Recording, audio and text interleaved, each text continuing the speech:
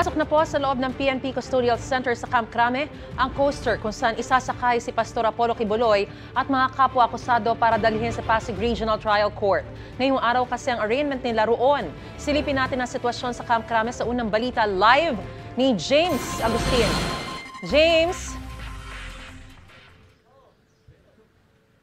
Maris, good morning. Mahigpit yung seguridad na pinapatupad dito sa paligid ng PNP Custodial Center dito sa Camp Crame kung saan nga ilang araw na nakapit itong si Pastor Quiboloy at yung mga kapwa niya akusado. At mas mahigpit yung seguridad na pinapatupad ngayong umaga dahil inaasahan natin at inaantabayanan yung paglabas ng convoy ni Pastor Quiboloy patungo sa Pasig Regional Trial Court 159 kasamang iba pa niyang kapwa akusado na sina Jacqueline Roy, Ingrid Canada, Crescente Canada at Silvia Semanyes. Para yan sa kanilang arraignment sa non-bailable na kasong qualified human trafficking sa ilalim ng Republic Act No.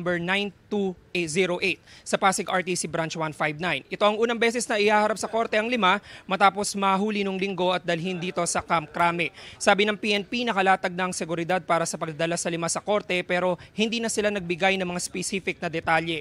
May schedule din ng arraignment ang lima sa Quezon City Regional Trial Court Branch 106 mamayang hapon pero via video conference na lang. Para naman yan sa kasong child and sexual abuse sa ilalim ng Special Protection of Children Against Abuse, Exploitation, and Discrimination Act. Samantala, Maris, ngayong umaga may mga movement na tayo nakita dito sa PNP Custodial Center. Past 6 a.m. nang pumasok po yung isang coaster dito sa loob ng compound. At meron pang isang coaster na nakaantabay dito sa labas kasama yung ambulansya mula sa PNP General Hospital at yung mga kasama sa convoy patungo sa Pasig. At kanina nakita natin na pumasok si Police Colonel Jean Fajardo, ang tagapagsalita ng PNP dito sa PNP Custodial Center. At inaantabayan natin yung paglabas niya para makakuha pa tayo ng karagdagang detalye. Yan muna ilitas mula rito sa Camp Crame. Ako po si James Agustin para sa GMA Integrated News. Mga kapuso, para una ka sa mga balita, mag-subscribe sa GMA Integrated News sa YouTube. Sa mga kapuso abroad, subaybayan niyo po kami sa GMA Pinoy TV at sa www.gmanews.tv.